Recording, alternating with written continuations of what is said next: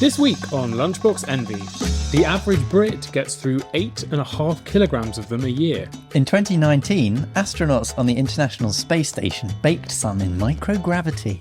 And in 1975, the BBC used them to pay John Lennon to perform on television. It's Biscuits!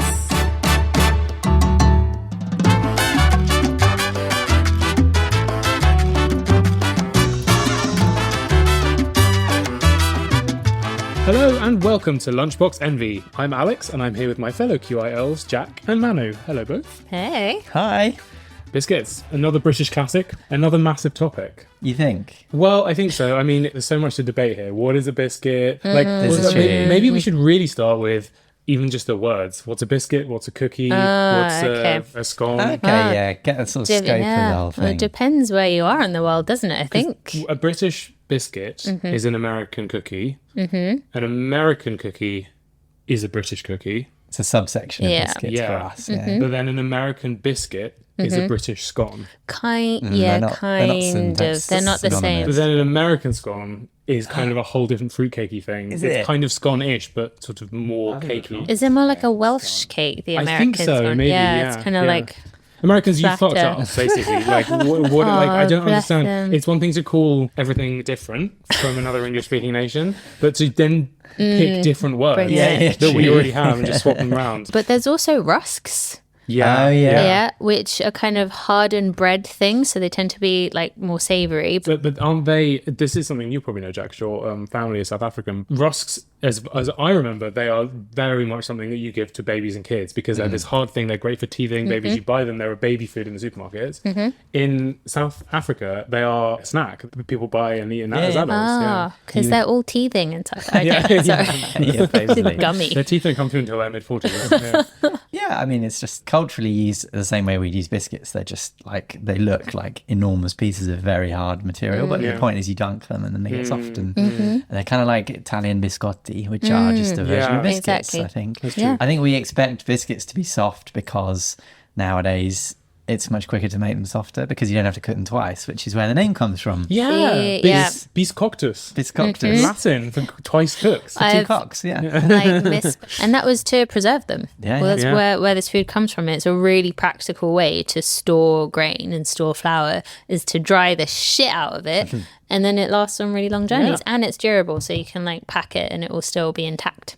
Pre-refrigeration and canning, actually. Yeah, Good way to store old food. But one of the things I've found out, which I really liked, was apparently the earliest biscuits, the Sumerians started drying malted barley into rusks. So the same kind of method to store to make beer. So some of the earliest biscuits were used to make beer. Like a stock cube for beer. Exactly. Yeah, just add water. So cool. Wow. Wow. Don't tell hipsters, they'll get so into On a night out, you should be able to take like a dehydrated six-pack with you. It'll be Festivals. like a fraction, a fraction Festivals. of the weight, and then, And then you can just ask for buy water. Yeah, exactly. You can Turns you into can beer. even make coasters out of But them. what about That's such a great idea. Yeah. This is stop recording. This is a business. We need to plan write this. down. Think about it. This is now a library. This is now an advert for beer. Beer What do we call cube. it? We need a What good are we funny gonna call it? name. Yeah. Coasters without an E. Anyway, talking about the word cookie. Yeah. So apparently that's from the Dutch koekje, which means little cake. And that word was brought to the US by Dutch immigrants. Got it? Well, that opens up a whole can of worms because of the biscuit versus cake debate, which we'll get into later. But if that's what Yeah. a cookie is, then we're screwed.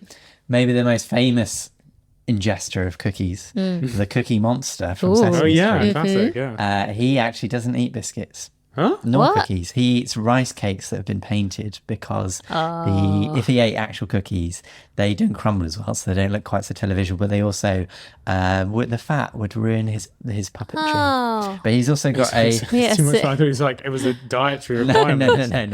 The But fat, I hate being an adult. the That's fat in so- the chocolate. Oh. But yeah, Cookie Monster has a British cousin called Biscuit Monster who wears a bowler hat and lives in the Furchester Hotel. Wow. That's it. Yeah. Oh, that's so, So good. good. Yeah, So correct. in front of us, I thought Yeah. we would get started with a selection of classic, supermarket classics. I'm going to start with a custard cream. I think. Oh, I haven't had a custard cream in ages. Can we describe them for international sorry. listeners, maybe? Custard creams are custardy and creamy. What do you want me to say? Like, they are. It's kind of like a a sandwich. square Oreo.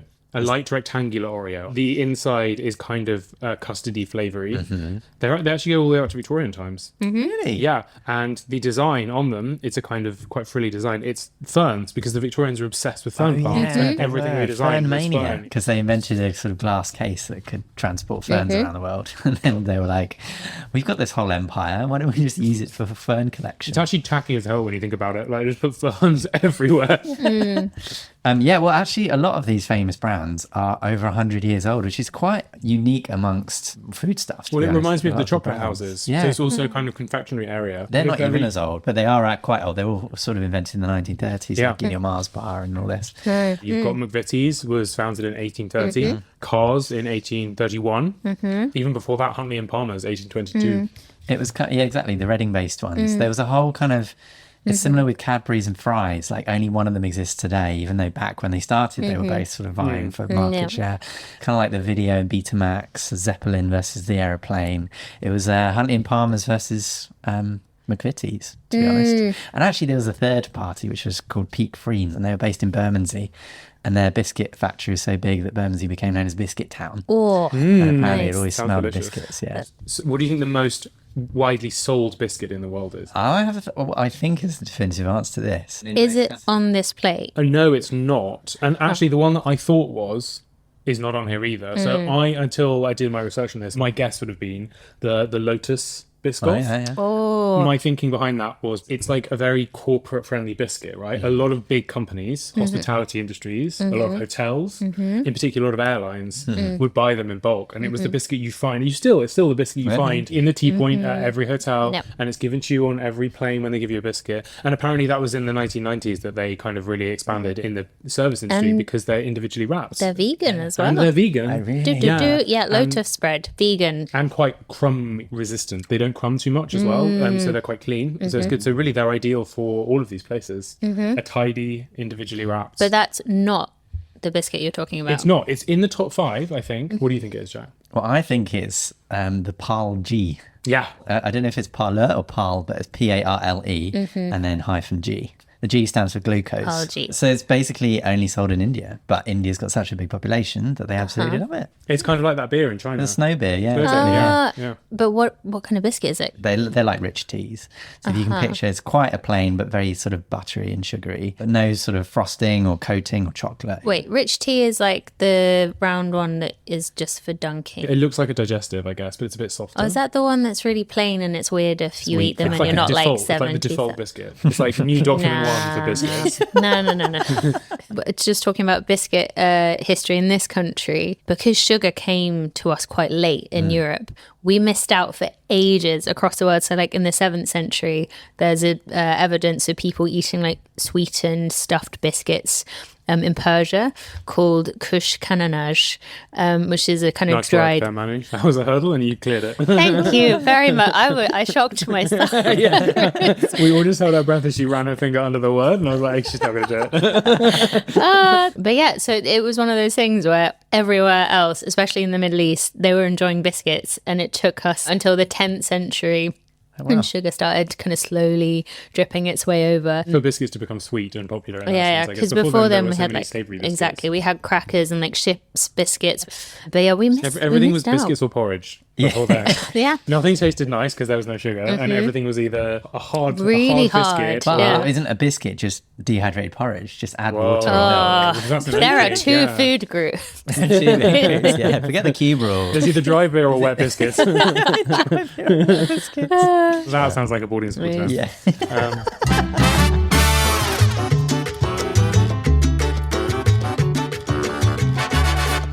Okay, time for our first lunchbox, and this week that is Jack.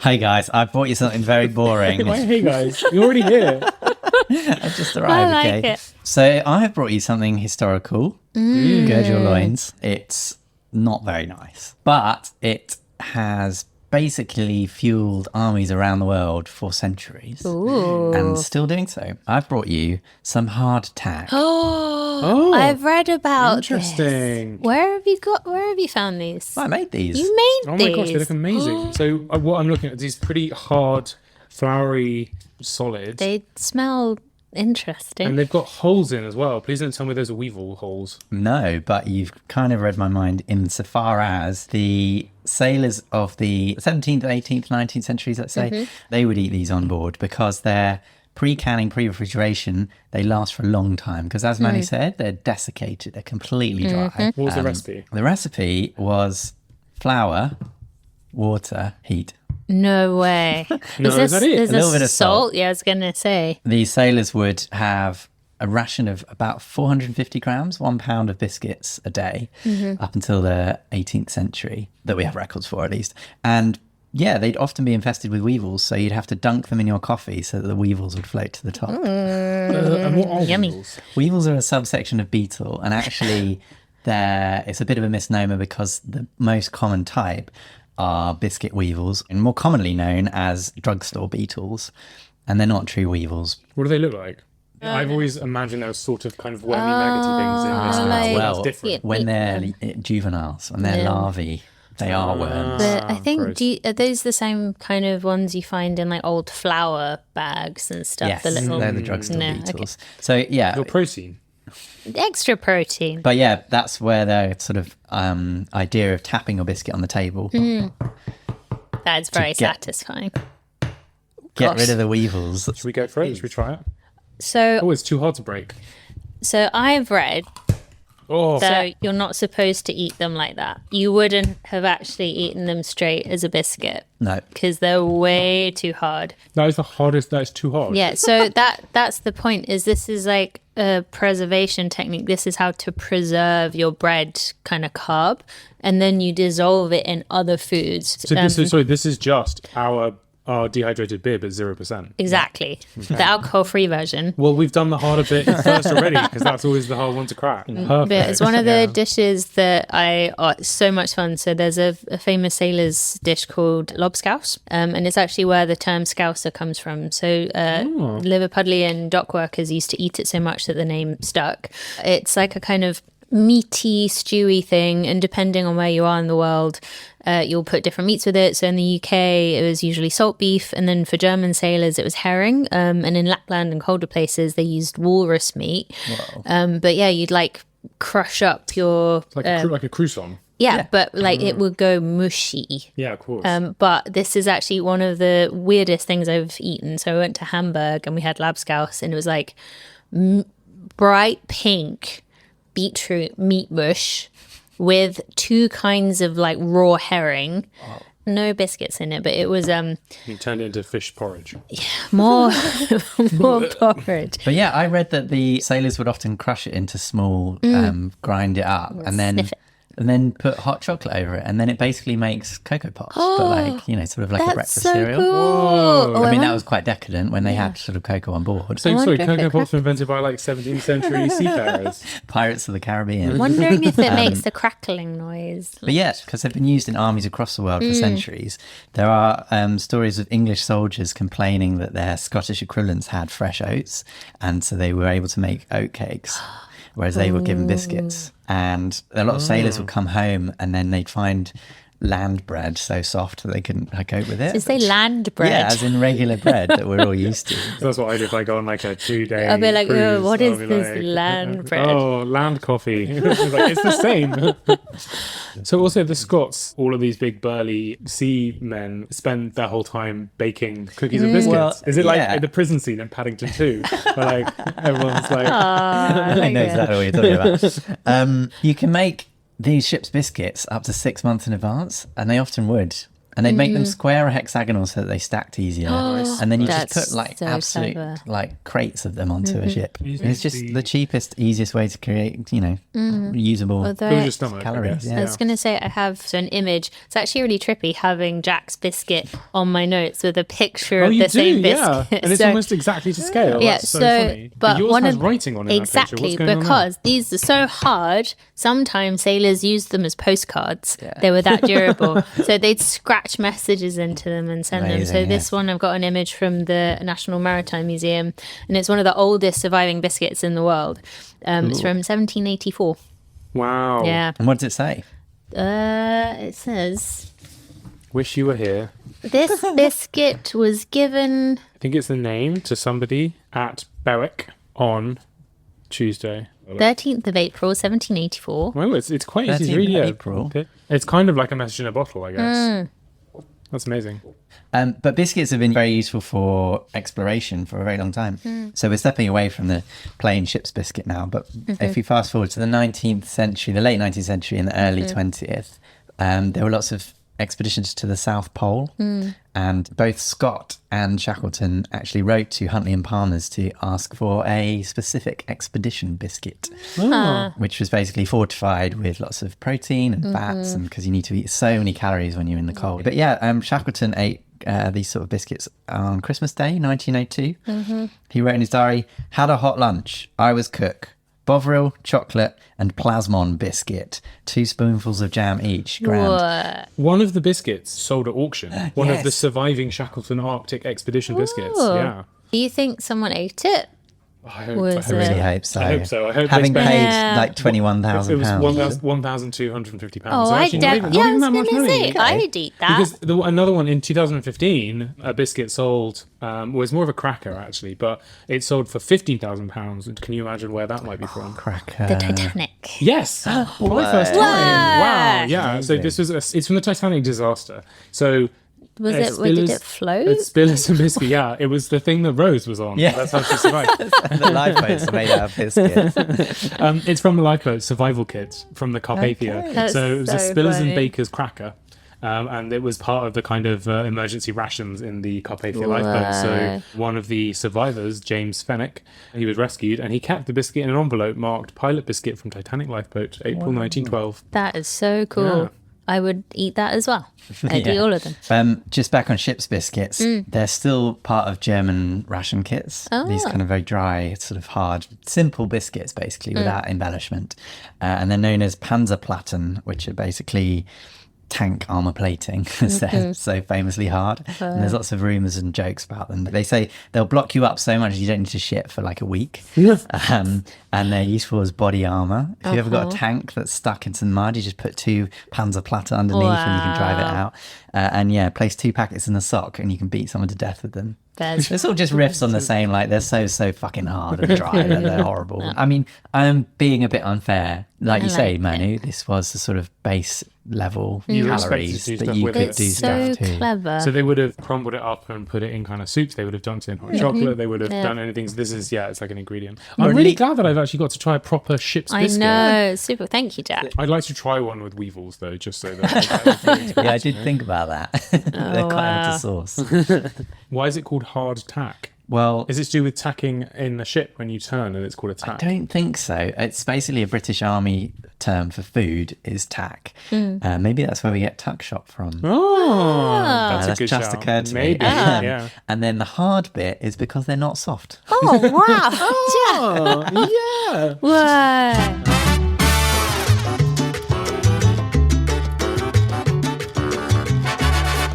Time for our second lunchbox, and that is mine. Ooh. And I have made you Uh-oh. Oh my God. a giant's Jaffa cake. That's Whoa. amazing. Should we break into it Yeah. to show what it is? So the bottom is it is kind of cakey base, and then it's covered in dark chocolate, and then in the middle is it's like kind of filled with jelly in the middle. Orange So, flavour, yeah. hence the name. So crack it open. Whoa. Whoa.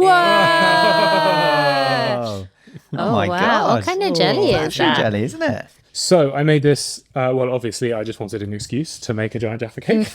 But also a lot of people probably have heard of the story of Jaffa cake, McVitie's versus HMRC. Lawsuit. Oh, yes. Jaffa cake versus the taxman. This was a taxation debate in 1991. McVitie's, the company that make Jaffa cakes, were challenged by HMRC, who are the people who tax everyone in this country. The law states that chocolate-covered biscuits have to be charged VAT because they're a luxury good, so they get taxed about 20%. But chocolate-covered cakes are exempt; they're not luxury goods. HMRC wanted Jaffa cakes to be classed as a biscuit so they could tax them, and McVitie's said no, they're a cake. But they had to prove in court that it was a cake and not a biscuit, which they did successfully do. But the way that they did it was they baked a giant foot-wide Jaffa cake and brought it into court. What? A day at court I wish I could have been there for. Why? I've actually bought some regular Jaffa cakes so that we can compare how big this Jaffa cake is. Yes. This one I've made isn't even as big as the one they made in court. Really? I didn't have a 30 centimetre cake tin, which is about a foot, which is what theirs was big. They gave a load of Jaffa cakes to the judge, and the judge went home over the weekend before he had to give his ruling, and really had a long, hard munch and a think. I mean, if I were the judge, I would have been like, I'm going to need a large supply to make my ruling. Yeah. And the main argument in favour of them being cakes, apart from the fact that they're called Jaffa cakes, is that their base goes hard when they go stale and you leave it out. Basically, biscuits go soft when they go stale and cakes go hard when they go stale, because biscuits are baked, they're desiccated, the moisture has gone out when they've been cooked. So when they're you leave net them out, absorbers. they start absorbing water from the air and they go softer. Whereas cakes, they're famously, a good cake is very moist and they lose their moisture and it evaporates if you leave it out, so they go hard and crumbly. So I guess it was only contentious because they are used culturally as biscuits. You'll find them on the biscuit aisle. They're biscuit shaped and sized. And yet they're called cakes. And like you say, chemically, they're basically small cakes. Well, this is the thing. And to be honest, part of why I brought it in today was that I want to argue the case that they are biscuits. What? I just think culturally, yes, legally, let's call them cakes, whatever you want. You know, there's all sorts of, God, is a hot dog a sandwich for tax reasons. No one really cares. But culturally, I think they're definitely a biscuit. And I am backed up by no less a man than Richard Osman. Really? Who, when he famously, so Richard Osman, for anyone who doesn't know who he is just a sort of British cultural figure in our life. Wasn't he voted like weirdest crush in 2022? Yeah, he's sort of wow. I would say he's like kind of a British cultural commentator. He's a TV producer and TV presenter. Yeah, his fingers opinion very on much on the culture- pulse. Yeah, his fingers on the pulse. culture. One of the many fun things he's done online with his big fan base is he's run a series of like World Cups on different things. And in 2017, I think it was for Comic Relief, he ran the World Cup of Biscuits, where he basically ran a series of polls on what was then Twitter, and found the voting public's favourite biscuit. Through a series Okay, of yeah, he'd be knockouts. like Hobnobs versus Ginger Snaps. Yeah. And then everyone would vote, and then the winner would eliminate the other. Oh, I And then there was see. a kind you get of, quarterfinals, semi-finals. Wow. and Exactly, Yeah. yeah. And then the final would be between like the two most popular, and then you'd have a winner. And of course, there were a lot of contentious fights and arguments and of course. debates. But one of them was that he chose to include Jaffa cakes in the running. Interesting. And I stand there with him because on every single count, apart from the scientific reason, we use them as biscuits. Yeah. We buy them. They're in the biscuit aisle. We buy them. We eat them in the same place and time and in biscuit the size, same way as usually. biscuits. We don't chop them with a knife. So I say they're a biscuit. I see what you mean. I think what's weird is like what we charge VAT on. Like, why should chocolate covered cakes not be a luxury, whereas chocolate covered biscuits are? Overall winner, Custard creams. the chocolate digestive. Yeah, Maybe, it's yeah. like our favourite biscuit, hands down, many years in a I row guess recently. it's the one that rocks the boat the least. That's really nice, Alec. This is definitely one of the more rogue lunchboxes. Well, Rosie's not here, so we can do love what we it. like. Do I what can you go like. crazy. Interestingly, HMRC will charge VAT on chocolate covered gingerbread men, but not if it's used exclusively for the eyes.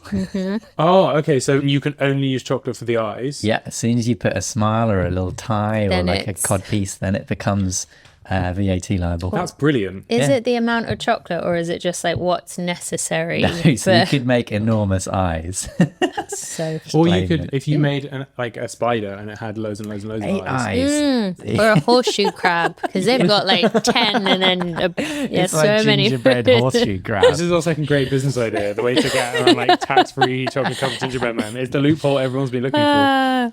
This led me into another rabbit hole on biscuit debates, which is top versus bottom. Oh, Okay. I promise you, this is about biscuits.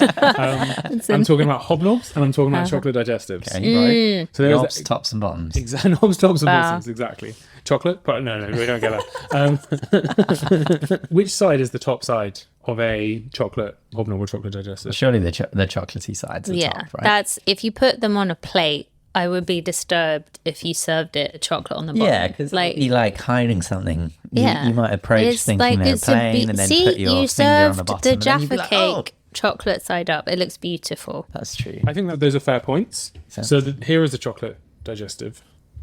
Digestif. On the one side, you've got patterned chocolate. on the other side, you've got the the right biscuit, thing. but you've got a logo, Yeah. you've got a design, and crucially, McVitie's say that the way that they manufacture these biscuits I was going to say, is how that they're they made. essentially drop it into a river of chocolate, Wonka style, Nice. and then those sort of get lifted up on a grid. But at that point, the bottom of the biscuit is the side that's been dunked in the chocolate, that's because the true. top side has the logo on it. I guess right? in my mind, I imagine them making the digestives and then drizzling the chocolate over the top. But you're right. It's about the manufacturing process. Yeah. If they're dunking them, they're dunking their little toes in. But the other reason, which I'm surprised you didn't bring up, Manu, because you talked about this with Pringles, is that it makes more sense to eat them chocolate side down, because then your tongue is getting the chocolate side. That is so true. Yeah. So anyway, McVitie's say that the chocolate's on the bottom. I'm sure a lot of people would Interesting. quite aggressively argue that the chocolate's on the top. Yeah, why didn't you aggressively argue in the comments under this video? Yeah, why don't you engage heavily with all of our content? I do think it's a fine display them chocolate up, sure, but it does make sense to eat them chocolate down. I think because I'm trying this with a lot of foods now. I'm turning all my chocolate bars upside down to see if I get a different mouthfeel. Very proud. I'm trying to put the tastier thing near my tongue. I eat them vertically. I didn't know that there were multiple kinds of digestive before McVitie's like really stole the floor with them. But they were a type of biscuit and not a brand of biscuit. Oh, yeah. So they were invented as a literal digestive aid, which is where the name comes from. Oh yeah, but didn't the guy who invented them just guess that it was good for you, and he had no actual proof? I think it's to do with they were used with bicarbonate and soda, which yep. people thought was this new wondrous thing that would help ease your digestion, which it is if you eat it in the right way. But once it's baked into a biscuit, it has no effect really. Yeah. So the earlier versions were made with like caraway, which was meant to help colic. And then they started using sweet meal flour, which was slightly fermented. And at the time, in the 18th century, they thought that slightly fermented foods were supposed to help digestion because they were kind of like pre-digested through the fermentation. And then, yeah, like you said, they added baking powder, which was supposed to be even better. And one of the reasons why McVitie's did so well is because they put sweet meal flour and baking powder together, and everyone was like, whoa, this is going to be the best digestive aid in the world. And then they added chocolate, and now we are obsessed with them. Do you know PG Tips, the tea brand? Yeah. Pregestive. That's what the PG stands for. Oh, that's a good fact. Why didn't we mention that on the tea episode? Yeah. True. You can just slot that in. PG tips. So you drinking a PG tips and a digestive.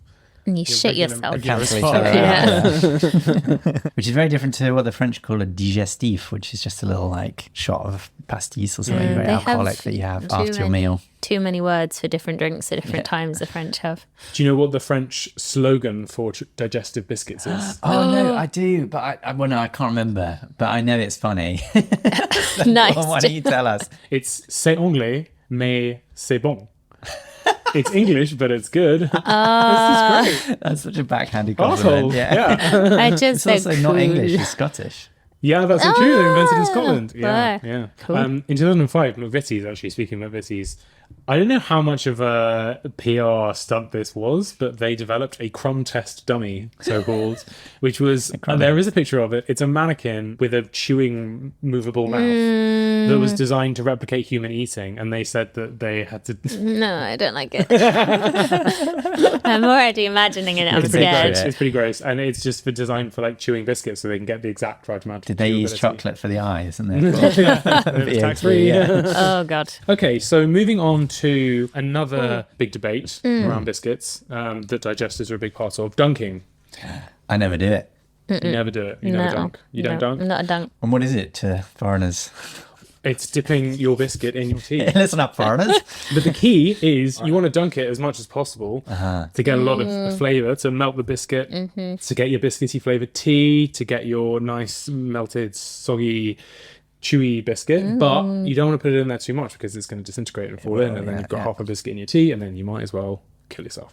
It is. It ruins everything. Best biscuit for dunking? Oh, a Tim Tam Ooh. is the Oh, God. only biscuit I know of that gets better when it's dunked, and it's kind of Interesting. shit when it's not been dunked. Oh. Tim Tam being So like the- an Australian Australian, yeah. penguin. Yeah. So the classic way they eat them is they bite the ends off either side and then they use it as a straw. Oh, I've done that with Kit Kat Yeah, fingers. and then you suck up the liquid. And because it's quite a dry biscuit, it's really nice when it gets all like malty and I'm going tea. to try that. In 1999, there was a British scientist called Dr. Len Fisher. Okay. He won the Ig Nobel Prize, which we've mentioned before. It's a kind of Nobel Prize alternative that gives awards to very legitimate research, but that sounds quite made alternative, odd research. So he won an Ig Nobel Prize in 1999 for researching the optimal way to dunk a biscuit. All right. Yeah. So he used capillary flow equations, and he found that a quick dunk of around 3 to 5 seconds, if you use the kind of typical biscuit, is the best amount of time for soaking up the most flavour.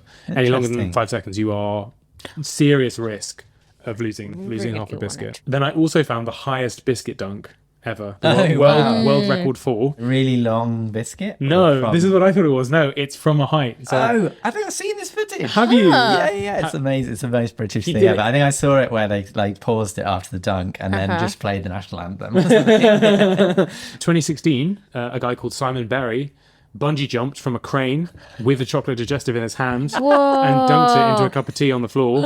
73.5 meters was the dunk.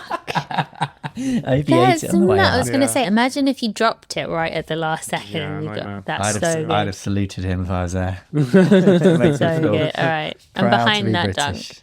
Love it. One of my favourite biscuit facts is the rumour that a digestive biscuit broke up the Beatles. Oh my god, I heard this. This is so good. I Yeah. I heard this. Stupidest story. When Yoko Ono moved into the Abbey Road studio. Yoko Ono being John Lennon's wife. Exactly.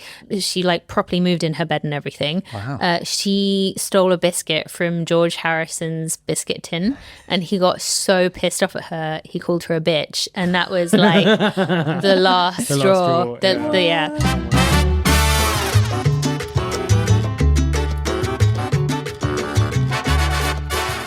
Okay, on to our third and final lunchbox, which this week is Manu. Today I have brought a heart-shaped cookie cutter. Oh, classic. This one is not your classic. This is an anatomically correct That's amazing. 3D printed cookie cutter. It's so cool. The sharpest bit is the outline that runs along the outside, and then there's a shallower compression where you've got all of the like The ventricles and the chambers, yeah. So when you press it down, it's got all of this incredible detail on top, and then the crazy heart shape around the outside. Not as romantic as the classic heart-shaped cookie. I don't know. I like it. It's realism. It's raw. It's love is disgusting. Have you reason been broken up with?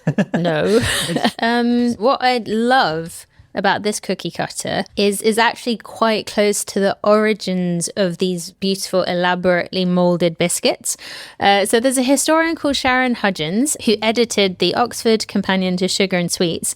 And she... So, like, great work, Oxford Publishing. What is that? I mean, you've done the dictionary, you've done the thesaurus, and then you've done Companion to Sugar and Sweets. Yeah, they're smashing it. But it's also, Jack, don't you use the Oxford... Companion to Food, Alan Yeah, Davison, every all the week. time. In fact, if you want any spoilers for any future episodes, it's just read also the whole of that book. massive. It's an incredible tale. But she says that picture cookies, as we know them, come from Yulefest, like the Germanic pagan festival in winter. And that festival traditionally involved a lot of animal sacrifice. But she said that if you were poorer and you couldn't afford to kill your animals at the festival, you could make animal replicas out of biscuits and offer those instead. So the dough effigies were a way more affordable way to take part in the festival. And vegan. That legit vegan, because you're literally saving an animal. An animal. Biscuit, yeah. In fact, they're sort of vegan negative in the way that carbon negative is like giving back. Yeah. Love it. So yeah, and then these dough effigies have been found in archaeological digs. So people would have eaten them at these festivals. But this kind of tradition of elaborate biscuits survived in Germany. And in the 16th century, like loads of different kinds of molds are being developed. Some made of metal, some made of wood, some more expensive ones made of ceramics. And then in the 19th century, like post-industrialization, the mass production of metal cookie cutters meant that like basically anyone could do it, and you get even more crazy shapes. That's when like the heart-shaped cookie becomes really popular. But And also the advent of penis pasta, of course. Oh, yes. exactly, Groundbreaking development in food molding. because every time we record here, Yeah, that is the only food in this kitchen that we borrow to record here. Is there is a packet of dried penis pasta we have to move out of shot every day. we should cook it. We'll ask you if one we day. can Maybe cook for it the one wrap day. party. But there is one kind of traditional, like less mass-produced mold that survived even after this era, which was the funeral cookie cutter. Oh. So these were stamps that were made out of wood. And in Victorian England in particular, there was a really big culture of giving out biscuits to kind of tell people that a funeral was about to happen. So they'd make hundreds of these things depending on how big a funeral was. And it was all given out in this process called bidding. There's nothing to do with auctioning. It was more like a kind of... I paid you to come to the funeral. Exactly. Yeah, okay, yeah. Yes. So you'd make your special biscuit, and you'd stamp it with the special funeral wooden stamp, and then you'd wrap it in these like biblical verses, and then you'd have someone, a bidder, go to people's houses and deliver these funeral biscuits. And it's like, you have been invited to this person's funeral, blah, blah, blah. Information's on the thing. In my head, it's kind of like a party bag. But before the party, and the party is a funeral. I guess it softens the blow, right? Like you open the door and you're like, oh no, Greg's died. Ooh, biscuits. I love that. We should do that more. Edible invitations. Edible invitations, yeah. What would your food be? Because mine wouldn't be spaghetti. biscuits. I just draw a message in spaghetti. Aw. Or you could have a really long spaghetti that you just follow to the Yes, funeral. cursive. It's like a map. You could have the details of the funeral in alphabet spaghetti, and then one long strand of tagliatelle So good. to take you all the way there. Yeah. What would your What about funeral you? food be, Alex? How about a lasagna? Because everyone needs a lasagna when they're breathing. Yeah, everyone that's a good gets one. a free lasagna. I love it. Quite sweet. So is this anything to do with the tradition of sin eaters? No, what's a sin eater? Sin eater, I think it was a bit before the Victorian period, but you'd basically pay someone who was quite destitute to come and eat a biscuit that was placed on the coffin of the deceased, and the biscuit was supposed to absorb all the sins. Ooh. As it got stale, it As it got absorbs water stale. And sins, nice. And then you pay someone who was like on the edges of society to eat the biscuit and then absorb all the sins. Oh my So gosh. because they were going to hell anyway, because they were vagrants or Poor whatever. people Yeah, cannot catch a break. well, they To were be getting fair, paid they for were it. paid to eat biscuits. I think that was actually a great deal if you're an atheist. Says. Should we finish off with biscuit tins? Yeah, I was going to let's. say. Yeah. So the first biscuit tins were made by one of those companies that I'd never heard of. Huntley and but- Palmer. Huntley and Exactly. Palmer. It was one of those things where kind of serendipitously the son of Joseph Huntley had an ironmongery across the road from the biscuit factory at the time, the Okay. biggest biscuit factory in the world. And when they were trying to figure out a good way to ship their biscuits long distances, they were like, hold on a second. Just We've go and got, ask yeah. the guy over the road. Yeah. And there's that internet trope of going to your grandma's house and opening the biscuit tin, and it's a sewing kit. Yeah. Yeah. So sad. And there is one particular Huntley and Palmer's biscuit tin Yes. that's still in use and has a very important and prestigious use. Oh, yeah. It's the biscuit tin of democracy.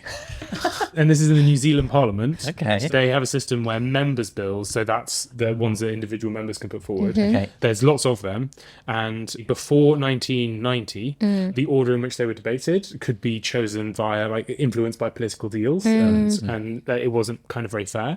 And so in 1990, the Clerk of the House, who's a guy called David McGee, he decided to introduce a lottery system to make the process fairer. So that all of the members' bills that were up for being debated, they would pick one at random. Right. So they decided to do this with a series, like a little lottery, a series of like sort of small balls with numbers in. And they needed something to put all those balls in. So they grabbed the first convenient thing they could find, which was a Huntley and Palmer's biscuit tin in the office kitchen. No. Nice. And now, like more than 30 years later, they still use it. And you can see it on TV. And it is a Huntley and Palmer's biscuit tin with a kind of rubbish label, like handwritten, this is members' bills on it, kind of sellotaped on. I love that it's like a really young tradition that's So clearly going to good. last for a long, long time. But again, that's the ultimate disappointment. To sneak into the government and be like, oh, I got the biscuits in. Package. They're just the next 20 years of legislation. Yeah. So good.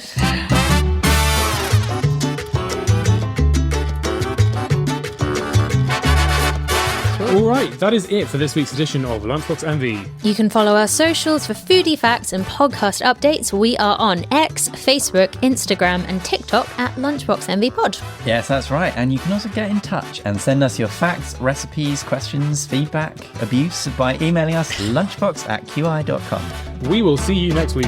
Goodbye. Bye-bye. Bye. Lunchbox Envy was hosted by Jack Chambers, Manu Henriot, and produced by me, Alex Bell. It was mixed by Liang Li. This has been a quite interesting podcast.